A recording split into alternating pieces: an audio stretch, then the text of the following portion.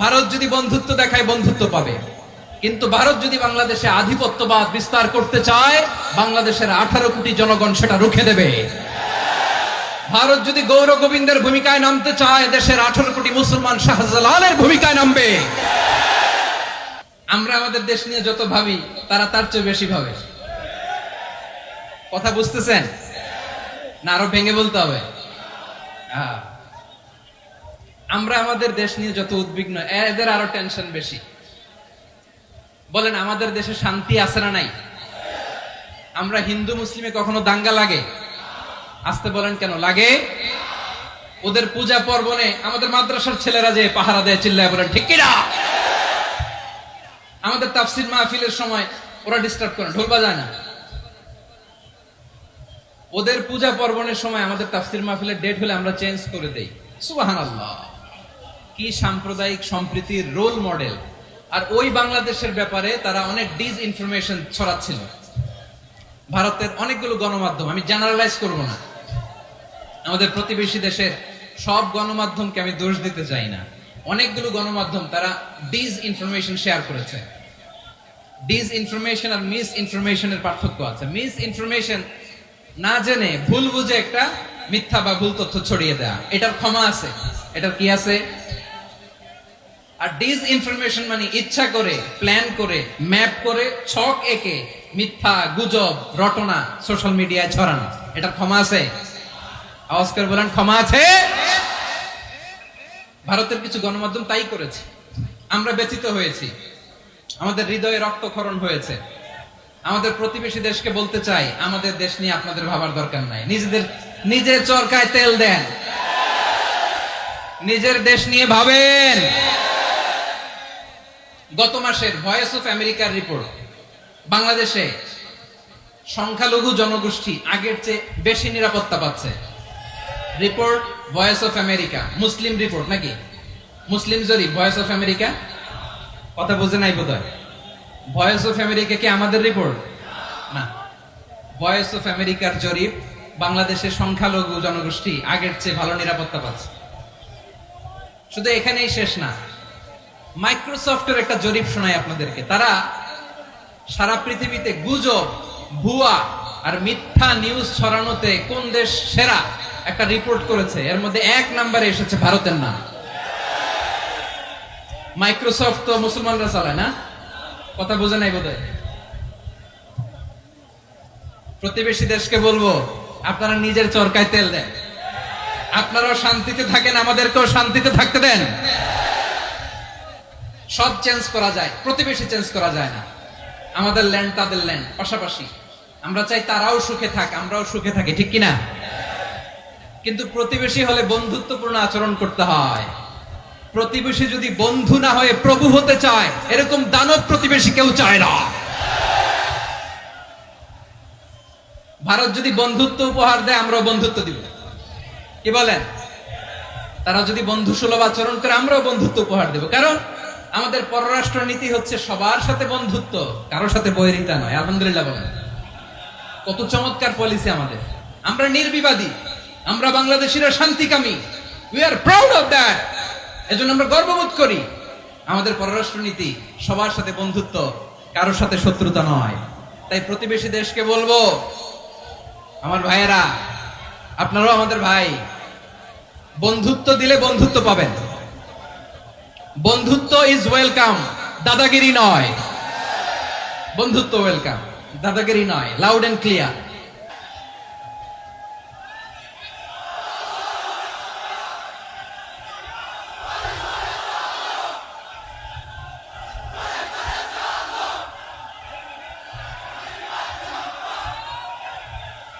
প্রিয় ভাইয়েরা, আমরা বন্ধুত্বে বিশ্বাসী, শত্রুতায় নই, ঠিক কিনা বলেন? আল্লাহ আমাদেরকে বোঝার তৌফিক দান করুক। তাহলে এই যে তারা বলেছে এদেশে সংখ্যালঘুরা কষ্টে আছে, দুঃখে আছে, এটা কি ঠিক? বলেন, এটা কি ঠিক? না, তারা ডিসইনফরমেশন শেয়ার করেছে, এটা ঠিক নয়। আমার প্রতিবেশী বন্ধু রাষ্ট্রকে বলবো, আপনারা এটা করবেন না, এটা করবেন না। আমরা শান্তিতে আছি, আপনারাও শান্তিতে থাকেন, আমাদেরকেও শান্তিতে থাকতে দেন। এই যে চিটাগাংয়ের অ্যাডভোকেট আলিফ হত্যাকাণ্ডে গোটা বাংলাদেশ আমরা ধৈর্যের পরাকাষ্ঠা দেখিয়েছে, চিল্লায় বলেন ঠিক কিনা? আমাদের নেতা আমাদেরকে ডেকেছে, আমরা শান্ত থেকেছি। আমরা শান্ত থাকতে চাই, আমরা ঐক্যবদ্ধ থাকতে চাই। যে কোনো ষড়যন্ত্র রুখে দেওয়ার জন্য ঐক্যবদ্ধ প্রচেষ্টার কোনো বিকল্প নাই। তাই আজকের আলোচনার ছোট্ট একটা টপিক আমি শিরোনাম ঠিক করেছি, আমাদের জীবনে, সমাজ জীবনে, ধর্মীয় জীবনে, রাষ্ট্রীয় জীবনে ঐক্যবদ্ধ থাকার গুরুত্ব। এবার আওয়াজ করে পেকুয়ার ভাইরা বলেন, আমরা ঐক্যবদ্ধ জীবনযাপন করতে চাই কি চাই না? আল্লাহ তাআলা সে নির্দেশনাই দিচ্ছেন। আল্লাহ তাআলা ইরশাদ করছেন, ওয়া'তাসিমু বিহাবলিল্লাহি জামিআন ওয়া লা তাফাররাকু ওয়াযকুরু নি'মাতাল্লাহি আলাইকুম إذ كنتم أعداء فألف بين قلوبكم فأصبحتم بنعمته إخوانا وكنتم على شفا حفرة من النار فأنقذكم منها كذلك يبين الله لكم آياته لعلكم তাহতাদুন। আল্লাহু আকবার পড়েন। আল্লাহ বললেন, ও গোলামেরা শোনো, ওয়া'তাসিমু বিহাবলিল্লাহি জামিআ, ও আমার গোলামেরা সবাই মিলে আল্লাহর রশিকে আঁকড়ে ধরো। আল্লাহর রশি হলো ইসলাম, আল্লাহর রশি হলো কোরআন। আল্লাহ বললেন, কোরআনকে আঁকড়ে ধরো, ইসলামকে আঁকড়ে ধরো। একা একা আঁকড়ে ধরলে চলবে না, জামিআ সবাই মিলে আঁকড়ে ধরো। এই আদেশটা আমাদের জন্য দান করেছেন কে? আল্লাহ তাআলার নির্দেশ, ওয়া'তাসিমু বিহাবলিল্লাহি জামিআ, সবাই মিলে আল্লাহর রশিকে আঁকড়ে ধরো। হাবলুল্লাহ মানে আল্লাহর রশি। হাবলুল্লাহ মানে কি? রশি। এই হাবলুল্লাহ আল্লাহর রশি বা আল্লাহর রজ্জু দ্বারা উদ্দেশ্য হচ্ছে ইসলাম। আল্লাহর রশি দ্বারা উদ্দেশ্য কি? তাফসীরে অনেক ব্যাখ্যা এসেছে। এরকম পরিস্থিতিতে তাফসীরের সূক্ষ্ম সূক্ষ্ম বিষয়গুলো আমরা শোনাতে চাই, কিন্তু পরিবেশ হয়ে ওঠে না। আল্লাহর রজ্জু বা আল্লাহর রশি দ্বারা উদ্দেশ্য হচ্ছে ইসলাম। আল্লাহর রজ্জু বা আল্লাহর রশি দ্বারা উদ্দেশ্য হচ্ছে কোরআন। কারণ কোরআন আমাদেরকে ঐক্যবদ্ধ করে, ইসলাম আমাদেরকে ঐক্যবদ্ধ করে। চিল্লায় বলেন ঠিক কিনা? এজন্য আল্লাহ বললেন, তোমরা আমার রশিকে আঁকড়ে ধরো, বিচ্ছিন্ন হয়ে না। আমার দেয়া নেয়ামতগুলো স্মরণ করো। যখন তোমরা ছিলে শত্রু, তোমাদের মধ্যে হৃদয়ে আমি আল্লাহ ভালোবাসা ঢেলে দিলাম, ফলে তোমরা সবাই ভাই ভাই হয়ে গেলে। তোমরা সবাই ছিলে জাহান্নামের কিনারায়, জ্বলন্ত অগ্নিকাণ্ডের পাশে। আমি আল্লাহ দয়া করে ঈমানের বদৌলতে তোমাদেরকে আগুন থেকে ফেরালাম। আমি আল্লাহ দয়া করে তোমাদেরকে জান্নাতের পথ দেখিয়ে দিলাম। সুবহানাল্লাহ পড়েন। এমন পথ দেখালাম যে পথ তোমাদেরকে জান্নাতে নিয়ে যাবে, পথের দিশা তোমরা পাবে। লাআল্লাকুম তাহতাদুন। প্রিয় ভাইরা, তাহলে আমাদের যে ঐক্যবদ্ধ থাকতে হবে, এই নির্দেশটা কার? নাকি মন মতো আমি বানায় বলতেছি? আওয়াজ করে বলুন, নির্দেশটা কার? আল্লাহ। তাহলে আমাদেরকে ঐক্যবদ্ধ জীবন যাপন করতে হবে। প্রিয় ভাইরা, ইসলাম আমাদেরকে ঐক্যবদ্ধ করে। ইসলাম আমাদেরকে কি করে? সংঘবদ্ধ করে, ঐক্যবদ্ধ করে। বিচ্ছিন্ন হওয়া যাবে না। বিরোধ, বিচ্ছিন্নতা, মতানৈক্য, এগুলো আমাদেরকে ধ্বংস করে, আমাদেরকে দুর্বল করে। আর আমাদের ঐক্যবদ্ধ প্রচেষ্টা আমাদেরকে বিজয়ের দিকে এক ধাপ এগিয়ে নেয়। চিল্লায় বলেন ঠিক কিনা?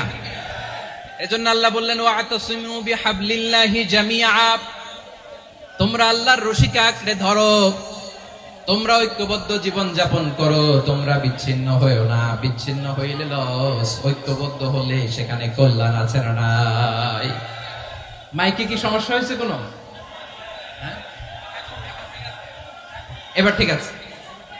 প্রিয় ভাইয়েরা, শেষ করে দেই না? তাইলে শেষ করে দিব তো। গত 2 দিন আগে এসে বসে আছেন, আর আমি আসার 20 মিনিটের মধ্যে উঠে যাচ্ছেন কেন? আর সহ্য হচ্ছে না? আর পারতেছেন না? হ্যাঁ, বসেন। যাদের খুব জরুরত তাদেরকে বের হইতে দেন।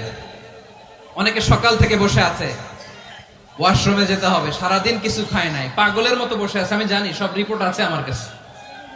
মেহেরবানি করে বিশৃঙ্খলা করবেন না, আল্লাহর ওয়াস্তে, আল্লাহর ওয়াস্তে। যাদের কষ্ট হচ্ছে বের হয়ে যান। আরো কয়েক মিনিট কথা বলে আমরা শেষ করব। আল্লাহর ওয়াস্তে, আল্লাহর ওয়াস্তে বলার পরেও এরকম বিশৃঙ্খলা করা মোটেও কাম্য নয়। প্রিয় ভাইরা, আল্লাহর ওয়াস্তে, এই শব্দটা কতবার ইউজ করেছি আমি। আল্লাহর ওয়াস্তে। আপনার বুক কাঁপে না? হ্যাঁ, ভয় হয় না আল্লাহর?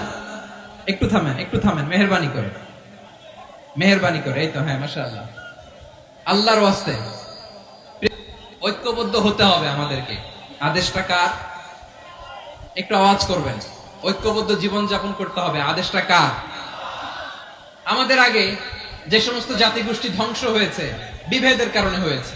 বিশ্বনবী বলেন, বুখারীর বর্ণনা, ফা ইন্নামা আহলাকাল্লাযীনা মিন ক্বাবলিকুম কাসরাতু মাসাইলিহিম ওয়া ইখতিলাফুহুম আলা আমবিয়াইহিম। তোমাদের আগে ইহুদি নাসারারা যারা ধ্বংস হয়েছে, আমার গজবে উপনীত হয়েছে, দুইটা কারণ ছিল। নাম্বার 1, কাসরাতু মাসাইলিহিম, বেশি প্রশ্ন করত, প্রয়োজনে অপ্রয়োজনে নবীরে প্রশ্ন করে আটকাইতে চাইতো, এরকম ডাকাত ছিল তারা। 2 নাম্বার কারণ, ওয়াখতিলাফুহুম আলা আমবিয়াইহিম, ইখতিলাফ করার কারণে, বিভেদের কারণে, পারস্পরিক বিরোধে জড়ানোর কারণে তারা ধ্বংস হয়েছে। এখন বলেন, আমরা কি আল্লাহর গজব চাই? আমরাও কি তাদের মতো ধ্বংস হতে চাই? এজন্য আল্লাহ তাআলা সূরা আল ইমরানের 105 নম্বর আয়াতে বললেন, ওয়ালা তাকুনু কাল্লাযীনা তাফাররাকু ওয়াখতালাফু মিন বা'দি মা জাআহুমুল বাইয়িনাত ওয়া উলাইকা লাহুম আযাবুন আযীম। খবরদার, প্রমাণ পাওয়ার পরেও, দলিল নাজিল হওয়ার পরেও যারা বিরোধ করেছে, ইখতিলাফ করেছে, বিচ্ছিন্ন হয়েছে, খবরদার তোমরা তাদের মতো হয়ো না। যদি তাদের মতো হও তাহলে জেনে রাখো, ওয়া উলাইকা লাহুম আযাবুন আযীম, তাদের জন্য আমি মর্মন্তুদ শাস্তি প্রস্তুত করে রেখেছি। যারা বিচ্ছিন্ন হয়েছে, বিরোধ করেছে, তারা কারা? ইহুদি নাসারারা। আয়াতের তাফসীরে কাল্লাযীনা তাফাররাকু ওয়াখতালাফু, যারা বিচ্ছিন্ন হয়েছে, বিরোধ করেছে, তারা কারা? মুফাসসিরিন ইকরাম বলেছেন তারা ইহুদি নাসারারা। আওয়াজ করে বলুন তো, তারা কারা? ইহুদি নাসারারা। বিষ্ণু ঈসা ইসলাম সুনানে আবু দাউদ এবং তিরমিজির হাদিসে বলেন, ইফতারাকাতিল ইয়াহুদু আলা 71 ফিরকা, ইহুদিরা 71 দল হয়েছে। ইখতিলাফ করতে করতে কয় দল? সবাই বলে নাই, কয় দল? ওয়াফতারাকাতিন নাসারা আলা 72 ফিরকা, আর নাসারারা হইছে 72 দল। আওয়াজ করে বলুন তো, কয় দল? ওয়াসাতাফতারিকু হাদিহিল উম্মাহ বি73 ফিরকা। আর বিশ্বনবী আফসোস করে বলেন, আমার উম্মত হবে 73 দল। ইহুদি 71 দল, নাসারা 72 দল, আর আমার উম্মত, বুঝে থাকলে আওয়াজ করে বলেন। বিশ্বনবী বলেছেন, আমার উম্মত ভাগ হবে কয় দলে? কুল্লুহা ফিন্নার, সব জাহান্নামে যাবে, ইল্লা ওয়াহিদা, একটা দল ছাড়া। সাহাবারা বললেন, মান হিয়া ইয়া রাসূলুল্লাহ, সে নাজাত প্রাপ্ত জান্নাতি দল কোনটা? আপনি কি আমাদের বলবেন না? আপনি মেহেরবানি করে একটু বলে দেন তারা কারা। বিশ্বনবী বললেন, মা আনা আলাইহি ওয়া আসহাবি, আমি এবং আমার সাহাবারা যেই মতের উপর, যেই পথের উপর আছে, এই মত এবং পথের উপর যারা থাকবে তারাই জান্নাতের দল হয়ে যাবে। যারা আমার মত, আমার সাহাবীর মত এবং পথকে অনুসরণ করবে তারাই জান্নাতে যাবে। তাহলে প্রিয় ভাইয়েরা, আমরা কি আর ইখতিলাফ করব? কাদা ছোড়াছুরি করব?